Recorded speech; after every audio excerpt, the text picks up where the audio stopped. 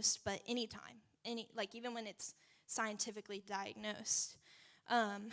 Jamie said last week, God gives us a sound mind.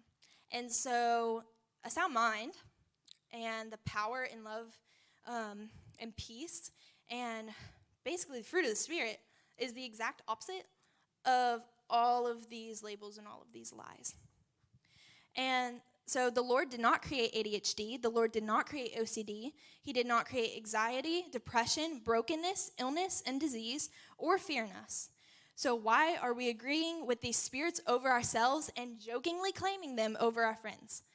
This is not honoring one another in love. This is not loving one another the way that Christ loves us.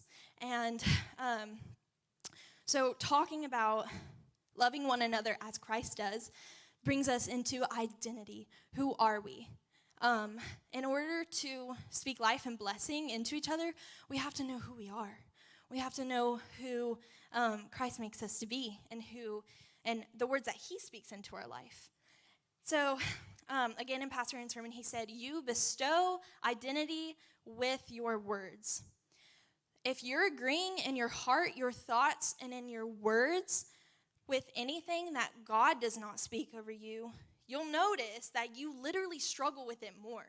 If you start agreeing with word curses, whether that's a diagnosis, actually, anytime that I am getting really discouraged and the enemy is trying to get me down for still looking like I have scoliosis and still battling that, when I start thinking that way and start thinking about just scoliosis in my body, I start having more pain throughout the day, and my back physically hurts more. But when I am fully depending on the Lord, I am not, I'm contending for my healing. I'm not agreeing with it. I don't struggle with back pain, really, not that much, which is really cool. And I think it's a physical testament to what's happening in the spiritual when we are agreeing with lies and when we are rebuking lies and we're speaking life. So whenever you are agreeing with these things and you're struggling more and stuff, you give up your identity in Christ to a worldly culture that wants to give you an excuse for not doing the works that God has called you to. You give up if I claim scoliosis over my body, then I am hindered from the calling of dance and worship that the Lord has spoken over my life. And I'm actually operating in pride. And I am saying that I don't agree that by Jesus' wounds I'm healed. I'm operating in pride and putting my fleshly body over Jesus' body and the work that he did on the cross.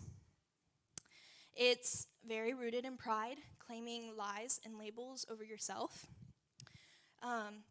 because it's not humbling yourself and saying, God, you speak a better word over me than the world does. God, you speak a better word over me than my mind does. You speak a better word over me than my friends do.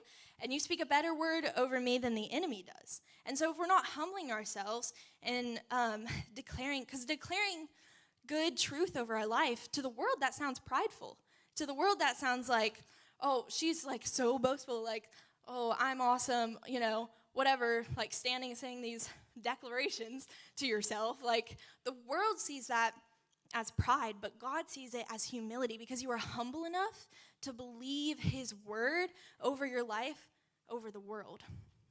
And if I claim ADHD over my mind, then I am hindered from the calling of creativity and intercession that the Lord has spoken over my life. And once again, if I come into agreement with ADHD or OCD or depression or anxiety or fear or awkwardness or social anxiety, I am pridefully saying that what I think of myself and what others think of me is more worth agreeing with than what the Creator says about me. Aaron said in his sermon today, I thought it was so good, the word trumps your opinion. Your opinion of yourself, the world's opinion of you, does not trump the word of God.